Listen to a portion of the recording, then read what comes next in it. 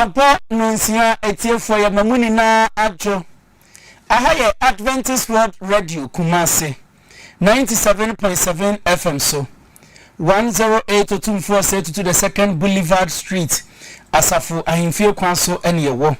Enne binada ehini mebusu meda to so edionu baako wa afimpinu ene edionu enum emu. Ebro asose enwumre nso manmu ene ma hodro bi so nsema yaboaboa no jede beso mu se enwumre no nsia kase Shannon Sonse Kasie Ubenya bi ahwe ewo Facebook ena YouTube Awr Kumasi 97.7 Facebook ni YouTube like page no na share na afoforo so ensa entumin kan bi sanso ana abrafo ntentemfidie so www.awrkumasi.com so wansa ebekan yen fa we telephone na twi Radio Garden Adventist World Radio 97.7 FM na bo Awr Kumasi 97.7 wansa ebekan na wetie yedwumadi ahodo no enina bi anwumre kasie yinsem ebedi mu akotene ebi enese Ghana mampani John Dramani Mahama ede ababonten se okọ atoye mantamu a abaya sabia kasia na abandada no ehwese obesie no ode abosumi edumotwe eba abeye no amanipa wo ho no wo mu eho ahenhan wo mu Mensini kropon mu mpanimfo a wonom da nwomasua no ewo my Ghana no mechire Directors of Education wo mu aboso fa ohwe ye nwomasua no abaso papa ye wone nhyehyɛ ne ne nneoma wode agu akwa mu a eboa nwomasua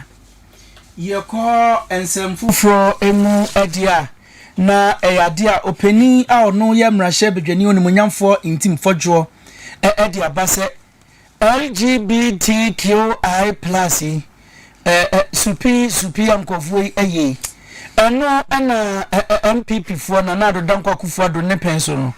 wanhwe endi hudwumenti na afi eye mpinu ni eduonu enan abatuo no wamu edinjo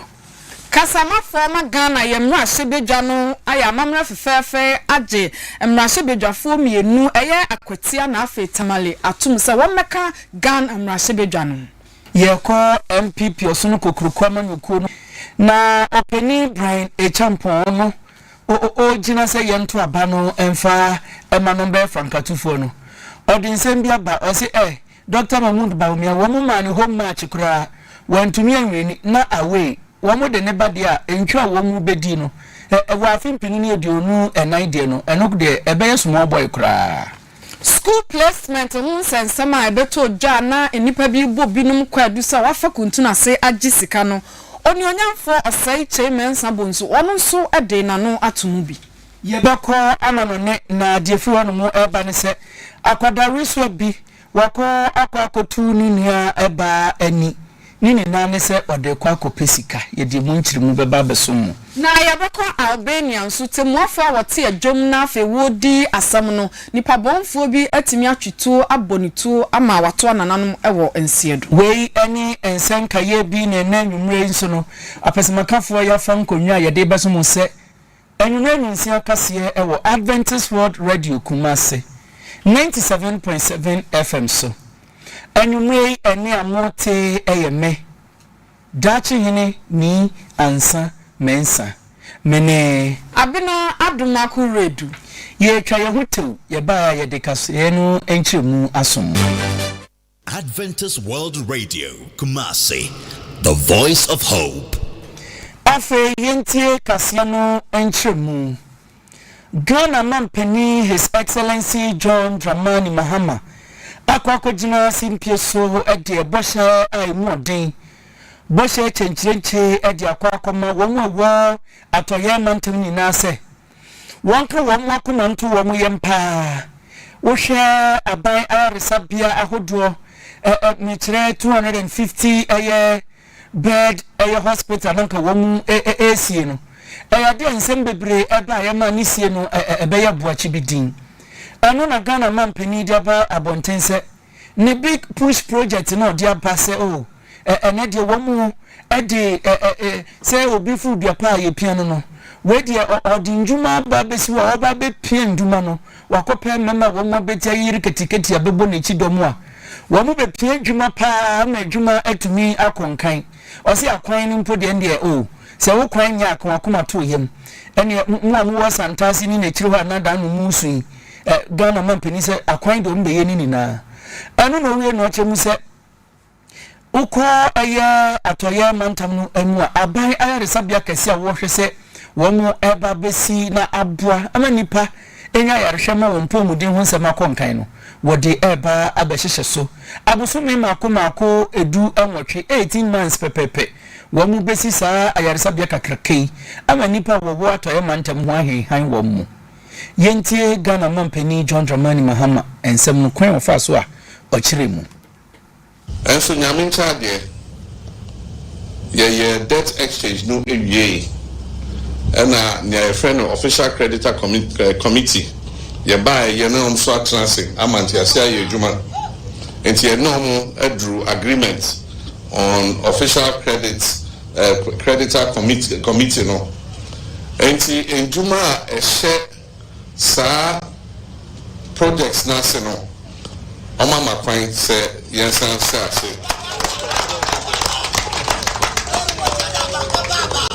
enti yensan na ejuma no ebe gina ye no na contractor no the certificates ni bi aba enti Ministry of Finance asha se hwe certificates no na omoni onwa transe no mo sika ye de omuka na omunsa emra metro ejuma no so enti ye hwe se nyame ya doma ebia within the next 18 months na echese ye bad nya bebia no World Radio Kumasi, the voice of hope. Ghana mampeni John Dramani Mahama ene yakoti ye no ye ra ngumasua mu mpanifo a wonum eda ngumasua no ewo mensi na afen kropon ahodo mu ewo man Ghana mu de aseda piesie ne abasobo akwa amopeni a wono ena da ngumasua so ye na no eyo nuonyamfo Haruna Edrusu ewo nneoma ne hye pa wode agu akwa mu a ebo adwuma aboa engumasua no na openi a wode koya no eye maame benis ofori ono ena ekasa no wo chirim sese openi ba aban mu no waye enioma baako ni mienu bi esese ye bono abaso na afa hye ne nkran ma no tumi bo adwuma so no eboa engomasua adesua no na se wo hwem enioma openi ba watimi aye ne se watimi ahye mabra no mpanimfo ekọ akyerɛkyerɛfo so kɔhwɛ won dwumadi ahodo a wodi sade ebeye na engomasua no so atumi atu empon akɔnanim afa nso mre bi a na atwa mu no na ye parent association na ye awofo no kwa ne hia na wonum afa adwene afa ngomasua ne niema ho na sese de wo ba ya no wasa de kyerɛkyerɛfo abeka ofri se ya de kyerɛ ne adesua na afa ya ngom awofo na eka bom abo adwumaso de aboa mofrɛ enu nti se woyi akyerɛkyerɛfo akwa na ne entwayi enu nti wasa de wonum aba beka ho abasobo yi ekwa amosoafo yi se wode ne omapasa agu akwa mu afa nso capitation ni nioma bia na akaka mu dada no abandada no penso no opani ba e wahwe ama yetuatua ni nyina eno nti aye anije sempa ede ya mampanimfo a wonum ededa ngomasua no wo man Ghana mu yentie maame Benis Ofori a wono na ye president Emma Conference of Directors of Education ewo o man Ghana mu na before permit me to take this opportunity to express our sincere appreciation to our Honorable Minister for Education for responding positively to some of the concerns we brought before him by code executives. It is refreshing to acknowledge that we have received some of the office equipment we requested for from our Honorable Minister of Education, and we are gradually retooling our offices by replacing the obsolete ones. Thank you, Honorable. ya maame a wonu na ye president ema mpanimfo a wonum da ngomasua no ewo ye mensin na fe kropon ahodo na yete se wode aseda piesie ema osoafo a wo hwe ye ngomasua so ewo oman Ghana mu no sede epehia na bambo ho nsam no ejina brane ewo Ghana man mu enti abaya oteso no ahwe ema Ghana ni na posisa hene the captain's armband no ebo no mechire Awr Christian tete yohonu ene Ghana eye aposi mpenifo ni bi abo anan ede free eye Ghana man mu akopie mu ewo New York na womu eko Federal Bureau of Investigation eye FBI unse wo hwe America womu fo mahudo ye kase bishia ibi ubehu se we de bon no obi akoku obi ana obi akodi boni bi na yesi wani yemfre FBI fo mra na wonwa ba be yenhwehwemu fiko be hu ase nipa no ne na odi ti afam kura ediko bia ye hokodi boni no na wonwa se ene boni we die frimpon na die anase ni ono ene di sa boni na womo edi ni ntente sa na womo kwa kwakire no eno na Christian tete yohonu ene Ghana ban ahwa no womo se obia no di ofudu apa no ene piano na o hwe nipa obobra panso a ana wutietie na nomo esua ni ntino empenifo de nhyehyeye ato hopa abua ana Christian tete yohonu ni posi mpenifo no wabakopie mu ewo New York a wakwaji nhunu ene ekwa obefa so wonso bedi wonjuma so obi ko wiade ekra wo hwe ensa na ode tare ade no ho a na wo mo hwehwe mu no mu se wedie kwa ahweata ne beipa ana ne nsa tare ade hu na wo matumi abomoden akoso nipa ne pachi se de beya boni ahodo akoso ni na no etuo betwa tiefo menkai mu yawo Ghana hei MPP ya ba beto aba wa afimpinu ni edunsia no wo mu ko atife do no yeni na yeni de kosi ya ba se o bibia ko shock papa bi ewo hotel room ma na ato anananum wonse do ene de keka ho bebra nipa kokunkofo ene nka Ahmed Swale de ye ba yi enka wo mu enama bonse womse a akwano ne mpobo no hye ne tuntum ase anwanye na wo mu asesa no mo de kira ache ni ntino IGP ene posifo mpenifo akanso no wo mu akopiem ewo New York a wo kosua sa niam we ni na abua ama womo etumi ene akromfo ede ababebo ani no womo tumi abo Ghana nipa yetimni ni na ye ho ban se de be ya boni bia ento yen onyonyamfo Alban Bagbin wonu na mrasebedwamu a ewo oman Ghana no woda no na okasa ema won enne waya amane fefefefe na afi waje nipa mienu a wo sheda na woto abama won se wo mesi nipa bia na waya mrasebedwafo a bibi nti wokọ won krechi no mesi won anan na nipa banu eye Owra Bernard bedi akwa no onom ba besi opani a efan eneskumi anan ewa akwatia ana afi okuni ne Alidu Seidu wonu nso Tamale Central na oba besi opani Ibrahim Mutala Muhammedia na onam wiemuhyen nkwanhia so ewa akrofo mu baabi eto anananum wonse donom obesi nu anan na opani ye ekire edegi wonum tum na wode ma wonse sade wonum pesoa so anya won mugidie na wato abade ama wonum esese woba no ahyebedwa no obebo adwumaden tse konkomafo agyan na wode boa ne mpesoa sofo na afempuntu dwuma ane adodode a oman Ghana ma ahyebedwani bia prebi ade ama ne mpesoa sofo no enipa mienu a eye Owra Bernard bedi akona afei opani ana kunini Alidu Seidu wo megbobi na womfa ema wo mpesoa hodo a wo gina wa anemu ewo mrasebedwani na abna onim se okọ mrasebedwafi a wo mo ye renovation wo hode eho ayefe wo mo asiesie ho eho ayefe na asa omota asiesie ho na asiesie ne nkaya nko aban nwuma ahodo ni mu office se ahodo no ana ye bebi sampanifo no ni se nti adebia wo mo asiesie mrahye bedwana efie ho no mu na biaye ahodo no aka no wo mu entumi ensiesie eyo mu nsiesie ya kwan no nso wonam kromu yesum pa ene usi from sisia se wonam kwan ho okwa kodu eye Anoga junction no ene ofori kromu esum amene yen ene na wo san ekọ asetena hu se enefua no edunan ena wo kwa ahomegye mu a ene wo san akọ asetena no mokoi monkwa dwen Ghana ho na omodwen Ghana ho ana omodwen Ghana ho ana make say wo mo embo modin so wo ebedwen Ghana ho pa se de be ya oman no be yie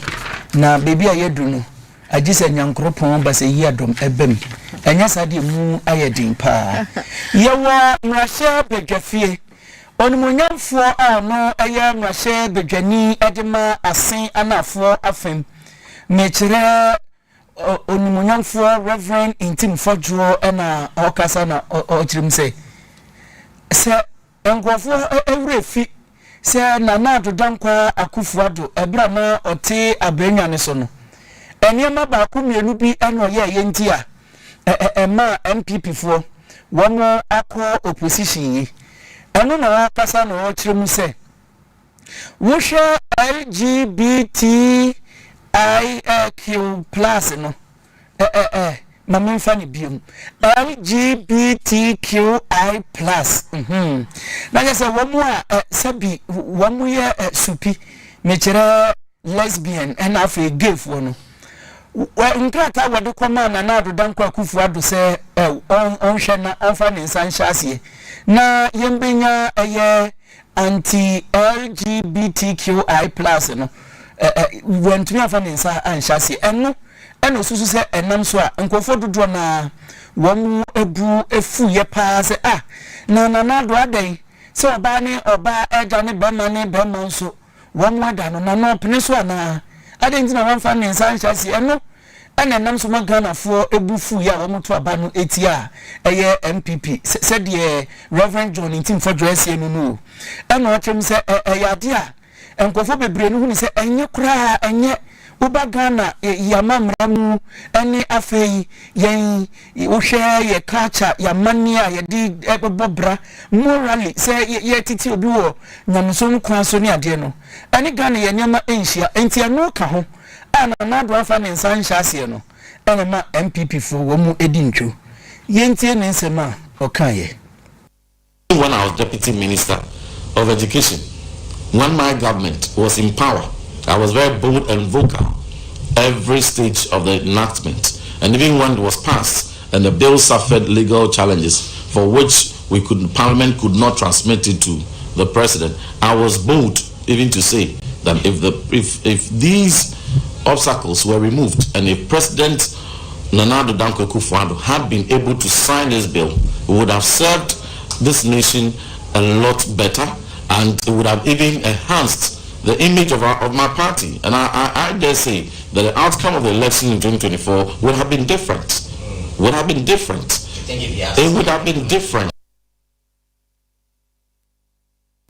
Openi Reverend Intim Fodjo no asen anafo fem oyemra hyebedwani ewo ho ne yetene ne owie ye na okyem se oni na hyebedwam eye wo mu aye na hyebedwafo no makomako edu wo maka wo mu hu abomu pa se wo mu ede sankrata ikwa akoma Ghana mampeni ote edwaso sesei His Excellency John Dramani Mahama no de nsa hyase na enum na okasa na okyem se Ghana mampeni afa ne nsa anhyase a obedi no hu ya opa esanse Ghana man no enya dia ohwe ye man no kwan fa so tete ye no yefu aso se oba ni oba wo mu na fe bema ne bema nso wo mu eni empemu agro yentie onimunyamfo John Intim Fodjo ne nsema osan ekaye. We will pass this. We would submit it to the President, present it to him for his assent, and he can also, even in the course of the process, whether before it is passed or after it is passed, if he so thinks that he even needs to introduce some more robust legislation to serve the larger purpose of preserving the values of Ghana, preserving the values of society, and augmenting on the binary nature of gender, that any person is born a boy or a girl, and that when you are to marry, marriage is between a man and a woman. Those basic principles and any such propagation and advocacies and those that seek to even make lesbianism, LGBT and all its allies and dimensions more attractive totally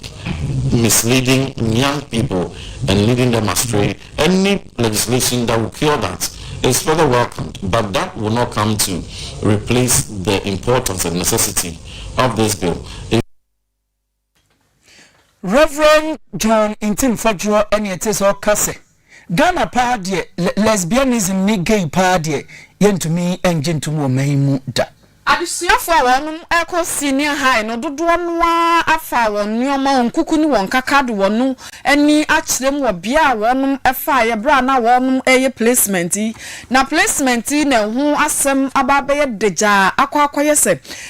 dia nyame ya dom na wo ba no atwo bi si wi asa wo benya kwan na fe senior high a wono an na komada so na opese okọ kosua ade no esesa wo fa kuntu na se na utua sika bia nsem eba ya ma rabi ekotro wo internet so a ekoye nsem bebrenu na afa de onyonyamfo a wono na owo so ame abato mpesua so eye Osei mensa bonsun so de nano atomu bi se sa wo sha access school placement na nkase ye agoprama so a mofra nyina ebobo nti wa obehye na afa wadi wunkunim kono se de asa neoma ai sesa kakra wo mu a se sabi wa fa kuntu na se entua sika ama obi a wonim na wanwurawura neoma nimu a wosuku a oba no pe no wontimi enya sa suku yi na opani ya kyerem a wano de wa rehemu gidie se ya osoafa woda ngomasua asoa ya no oni onyamfo Haruna Idrus wano de o gidie kete sa wontumi enya sa na se ne nsa enhya se bi nanso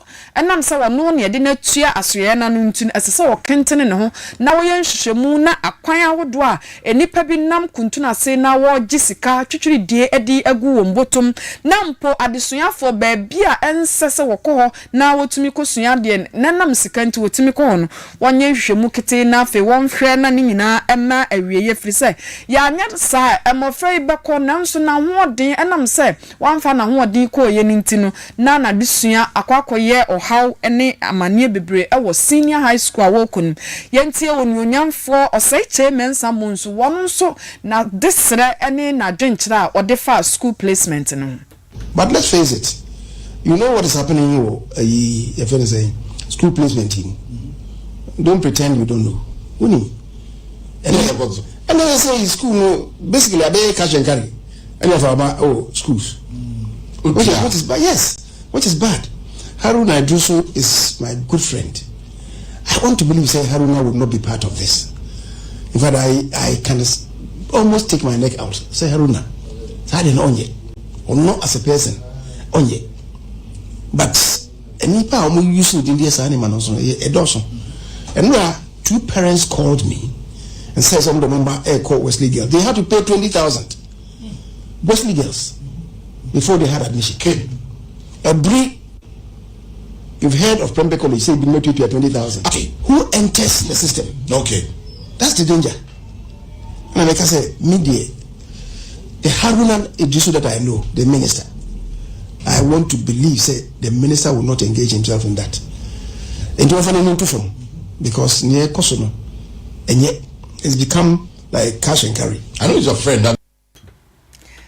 Neya yekotie eye onyonyamfo Osei mensa bonsu. Yatuwa kasiano aso. Na yede ni akyeremu ewo donkuma wamuwa mrase bedwafie. Bechire New Patriotic Party. Osuno kukuruko eshi rado kukurudu wamu asye. Na uko donkuma wa mrase bedwa emua. Wamu penny oda wamu no asahine Alexander Afenyo Markin. Edi ababo ntense. Said the Anyama esi akwa pa wabra na wamu eti akonwa no so no. Se Anyama akwa baby pa wamu jitu mi se mfumso de wamu etumi eye bi pa wamu ye mfumso pa ewo kwan bebre so. Nanso maganafo ewure emfi se MPP amanyokuo ni pa ye no. Madima wabebo ewo abenya no so no. Aben bia no a fiti ebra Ghana nya afa hudie bepemene. Wetumi abosa modin no ebi eno na openi kasa no chem se ebere ekwa nanim no Ghana fo ankasa ebehu se ampa MPP amanyoku na adodankwa akufu ado primai babatina benya no so no dwuma o mu bedi ye mfie enwotwe ntam no na ɛwɔ pa obia bɛhyɛ ase ehu sampa wɔn edi dwumason na ɛno na wakasa na ɔkyerɛ mu sɛ wodi MPP amanyɔkuo no ɛtoto ɛyɛ NDC ɛtiso sese dia na ɛsɛ wasa kapoma no wɛndwamu no NDC for deɛ ɛnyɛ ɛbɔn kura na MPP deɛ ɛwɔ mu sɛ wɔn yɛ mfomso kakra nanso wodi ni nyina to nsoni ni so pa obehu sampa MPP wɔn bɔ wɔn ho mmɔden a yɛntumi mfa NDC ɛnto wɔn mu di biara da yɛntie ɔsahene Alexander Afenyomakin sɛ deɛ osi ɛkyerɛ nsɛm nim. You see, ours is a center right in ideology. What does a center right party does? It promotes free markets, it promotes private enterprise, it encourages the private sector to develop and promote Ghanaian values. Of course, we were in office for 8 years. Know that some few mistakes made, some few disappointment, but largely our records speak. We introduced free SHS and implemented successful. We were able to make TVET free. We introduced them. All the TVET institutions across the nation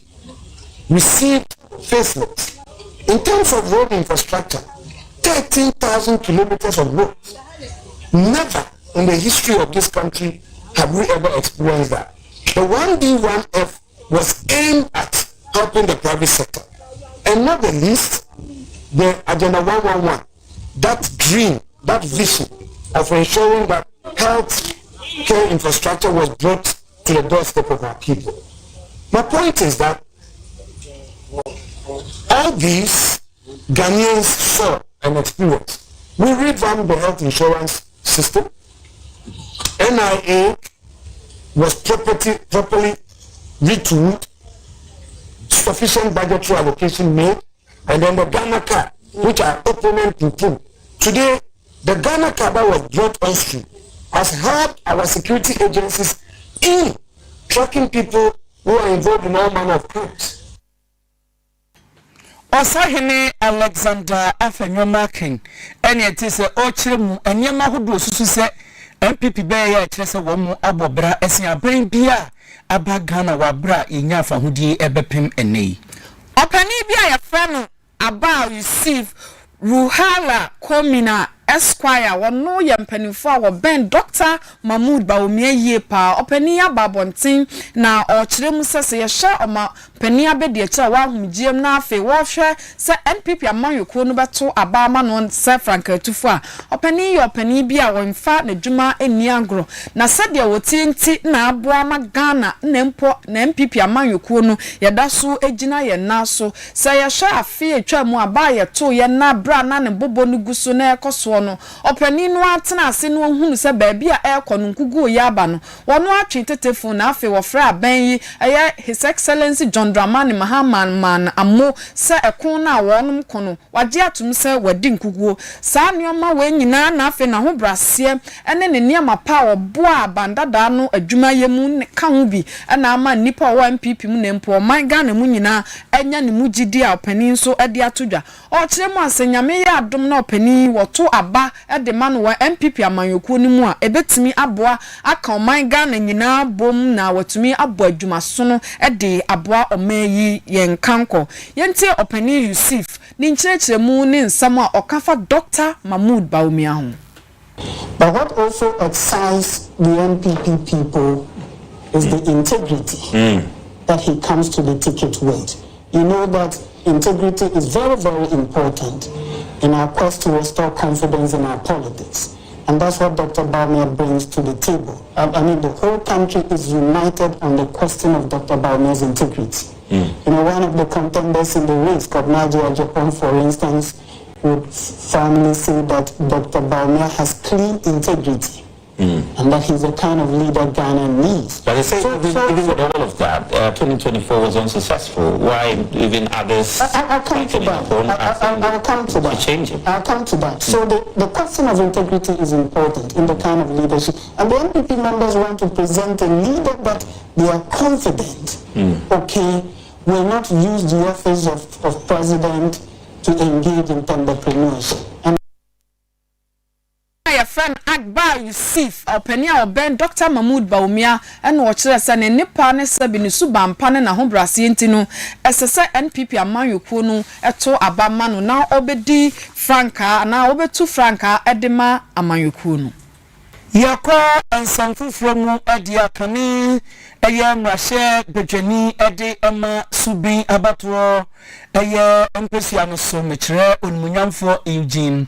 Buachi entry na papai edi nsem bia betudwa se enkofo epo Dr. Mahmoud Baumia baso ye pa ene enan a wo mwaka wo kan hu ni na no na ono de ne futu ode ekopa ene se wa wo ye MPP ni a wo ka bi hom a wo nsa obetumi kokromuti pawai obetumi di eyi kandi foso ombrambe franka tufo mfama amanyuku no awasa wo ye obi be ma wa dwemu ada ho pa na anu ana Honorable Eugene Buachi entry echirimusa sanse na okay nini na ne se opeso kire se ompese obetekura se amanyuku no mu no edidi atem ekoso ene wei edi wei atem ana wei eka ensemboni bi ede efa de nyanko ho anu na ode akoma wo mu ebeto aba wa afimpenu ni edionu ensia opepambo so me de to so edi asaba ko me kire 2026 January 31st wo MPP won asetina kasia wo mu ebeko no se obi abeba wo mu na so bia se oba beye campaigner oni ensem papa bi obeba beka ode didi atem na beba ho bia no wo mu huro ni nsi ni hu na wo mpamo no esanse aba no wo mu tu wie no mu hi franka tufu a ubehia se ubetumi aka amanyokuo no enipe wo mu ni na bomu ase batan ba ko ne yemu ade ndie moye ni anum kra den a entokwa ebesi na mo mse de beya edidi atem embedi anim na nka bombeba MPP amanyokuo num na wo mu kwa afimpinu ni edonu enwotwe abatu mu a wo mu akodi enkunim enti na futuo ni se mo an wakwato aba no obi obebe ode didi atembe bebia no mompamu no emfiri ho yentie se de Eugene Buachi entry no kane na oye mrahye bedwani edema subi abato mpesua ne so ekire ne nsem because flag bearer no we party nyina to win na so when your party nyina so be so win the bigger the papa so win in the time be a party unity no after elections no very key. In fact, on social media, no be a cost. You went to money way, you went to money. In the area, and I say, I'm hoping it's the best. Party phone, paying phone, delegates are more trouble. Be able to no banners want to make card on with my party now. No, wow, I feel that must have no be instinct, okay? But the answer will be out to say in 2028. The youth of this country will form 70% on the electoral equal president. 70%, yes. In 2020, do you have a more your son? 7 out of every 10. Only under 40. A day strategy, you map for them. Do you have a strategy? And I say, the whole lot, I say, you know, you probably now to in similar better tax. You have to you need to go to maybe school many juma. Me to make what I ask when I'm going to she said what we are. With us. It's Salmon. What's the same? Sergeant is the millennials from YouTube. Only that kane sofo kane ayamrahye bedwani edema subi abato mpesua ne so onumunyamfo Eugene Buachi entry ene ekotie ne no opani ba kwa waka wonu ma ebo ntoa ede ama onumunyamfo Kennedy Japan mechira ora kobi amwa esquire de atudwa sei afi mpemienu ne aduonu wotwe aba ye beto no enye abawa kire sei bebo ani pa manyokwa wodo ni nyina ba ye krado se obepre na wagitumi no ade afri NDC amanyokwo no nsem ne sa ni nti wode kwa amanyokwo NPP sei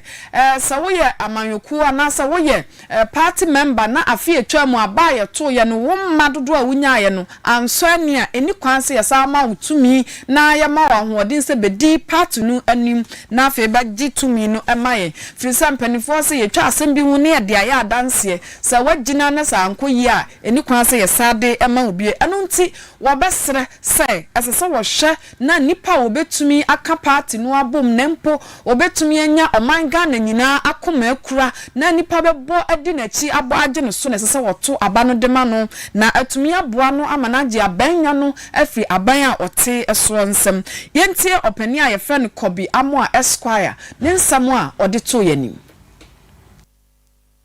So when it comes to loyalty to the grassroots, when it comes to identification of the grassroots, Kennedy is the person to do that. 2028 is a very tough election. So we need someone who can change out the base and know that this is the leader who we are going with, this is the leader who is going to fight for us. Two, I believe Kennedy is the person who can win power for the MPP. We are at a stage, and as I mentioned, looking at our history as in the Fourth Republic as a country, it usually takes 8 years for a political party to leave office. So if we are being very honest with ourselves in relation to the history, 2028 is probably one of the most difficult elections. We have an election, and so we don't have to throw the candidates who was not, first of all, even able to maintain his previous votes in the 2020 election, where we declined by 6.7 million votes. We don't have to maintain a candidate who by Mr. Bampa's analogy, doesn't even have confidence of 28% of the people who voted for him in the last election. We don't have to maintain a candidate who lost some of the key places that we expected him to win for us. We need a candidate who can unify the party. Opani Kobi Amo Esquire wonu a company for one airborne to ama onyonyamfo Canada Japan na yete sa wodi nchechemu ekọ ama enipa esese wotumi eyi no sa franka tufo ema amanyokuo no wa MPP for wono asye no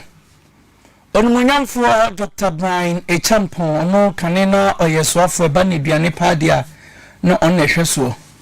na papai ebontoa wo Ghana maimu ena ode ababetu edwase ohwe Dr. Mahmoud Bawumia pa enise MPP fobo wo mu hu musi okura se wo mu esan akwakofa no aba eza se de wode ma no kura no wantumi afendi dwuma bia eno no chem se abra na wo mu wa ban mu atumi ekura wo mu bo home match kura no Dr. Bawumia tena hwa ama we team NDC abababu wo mu fimfram na nda yete se dan no kwesi ade kura bia metema asante kotokoti na fie ya work of Morocco ababu wo mu eno ana Dr. Brian Echampon chirim se sabi pa ena Dr. Mahmoud Bawumia oyeye otene fie ye nhwe han ena NDC baburo no fimfram eno no chirim se enya dia obetumi augitumi bia dia ma MPP fo wo mu side ne ba fimpinu ni dwonu nwotwe no a eja wadwo pa ena wo mu ebesi amna se wo mu besu pa isanse enya de Dr. Mahmoud Bawumia betumi adi dwuma bia eno na okasa no chem se ono kra no na oye adwuma ewo Dr. Mahmoud Bawumia eye ne office kra ana wo mu fa mabunu a wo de oye adwuma kra wontumi entua wo mu ka ama hunsema ba yakura se tienie afei ohwe Dr. Mahmoud Bawumia nyame bi obekeka ye na meyese ni na wantumi anye na nadu dankwa kufa do behye wo moboso okofa brantie bi de naba economist Morino said the wesi aben ewo economy no emu nsem ne de oba bibia ebeye kama pa enso wi akire no na odi for Ghana cedi ye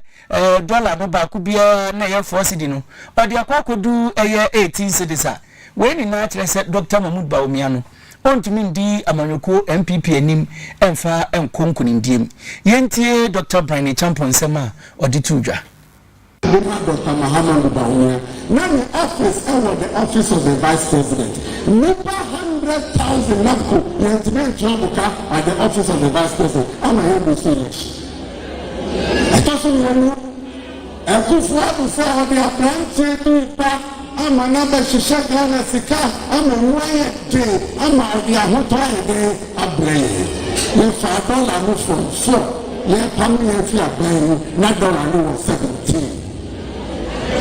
yɛma wo match the economy na running na fa win election ma wo ho yɛde afifo yɛde akɔ 17 nkurɔfoɔ ayɛ line ɛwɔ ministry of finance ɛgyina ɛkɔ so ɛgye wo sika awerɛhoɔ na yɛde apam yɛn yɛsɛ fertilizer na ɛbɛgye yɛn yɛnu so wɔ ba so bi wɔ no so bi yɛnua boro wɔ hɔ na yɛbɔ no so yɛnku kakɔfo kwaa da so ha ɛboro ahe wɔ bi wɔ ha circle a yɛnu so wɔ ba 20,000 yɛnua boro wɔ circle Onimonyamfo Brian Echampon eno dia to just say Dr. Mahmoud Bawumiade wo de no kwa ako a ntwo ena wo bedie yakwa toya mantam na nyame fafie anya sade anka ma bi ana wonum etwa asu a yasama enka wo kodo no ana wotimu no ebutu yi ma nkansuo no ade won koyi bia na wo kono asu no sama boy amoku ewa wasa manfi mansini ni mu eho ena na ma bi a wote won kodo mu na wo twa sa wo kodwo wa na wo kwa adwumu se wo firi adwuma na eba se wo firi dwa na eba obi entumi nkyira kodwa na wotimu no edane yama wonu mana wotimu nyina ekogu nsuo nu koya platform Awr Kumasi we Facebook ubehu se kodwa no ewo hono mu a adane ma nipa wotikudo nu nyina agu nsuo nu mu anka nyanyame na fafie ni wonu ma na ejina ho ma wo ho ye habo adwumaden a woyi nipa nyina anka ye behwere wonu nyina nkwa ne nyina no aye wonu nsanso mekira bridge a enni ho a enu nti esese wo fa nsuo nu so saa na wode akodi wonnwuma ahodo enu nti panfo wonu ewo esre abansa ni mu animu ya se ebeye na daachi wo ye ne kasie bi emma na agya wadwo yemfa duku emmo ye yem se o man Ghana ntinu womra na ensamso a ewo ho na bridge sade ye kanu no wommeye bi emfa ma wonum na emmo won akoniaba die nyina mu ma no wo ntefo wo ntefo sa Daniel na me no ka esio fraud ni so wo mo sha life jacket ni ade no se wo de wo hwa ni hu ba na bia wo enfoni ni wana wo twikodo na ma wo mu aya wo mu asaba mo mutin so no so na ase ensuo ni ni mo men kan sa nti obi atimi yes ensuo de onye obi abanfo ba kan sa so ba bi mankwa na wo kudo ni mu ba ma bi na wo mutire ye ni se nipa dos wo ho sa brede nka ye bo achi bi din nipa dos na me twitwaji wo mo ye lucky nyina mu nso yesre we de kwesi adom ko omko a omko da nyame ase se me nda nso a wo mo enkonko da nyankropon ase o men ensanso ma wonum na nso ho ha wo mo empenifo ni tie wo mo be ye dia wo mo a ho se wo mo se o man no mo ma ye ho ntoyen a ye na ana egumu ni wonum be nyomu mu gide wate ye kwa enkran pumpuni mantam no mu Michael Papo Alote ono ena oye Accra Mayor na kantamantu eja eto ho biemu eye enro anadria bepema no pay enipa wo Ghana for pa de se yebesua de no me nje ni se Ghana for asemsi a ye fa bibi di free mu eja yi ehia nkofo ani abra wo mo hwere wo mo nyama no na afa na enipa no so atiegu anyama ss ni ade so no wo mo sesa ahokyere ya o ahokyere de ya pase de nipa no to gusu a na wo mo so anyama no pa de akofie no na awreho na ano ana oko enkran eye pumpuni mantem mayor Michael Papo Alote dia to dwase ya de a wo mo hu se obi na ne building na ne dan wasi no emma baby obetumi afakura ede aba bedum eja no ebetumi ehyan wotimu ni na betumi ayeden afa ho ede aba eno na de aba bonten se enipa wo mu tete sa wo mu esi kwan ama eja esi baby a na eja to baby yentumi nya akwanya nkodi hu dwuma no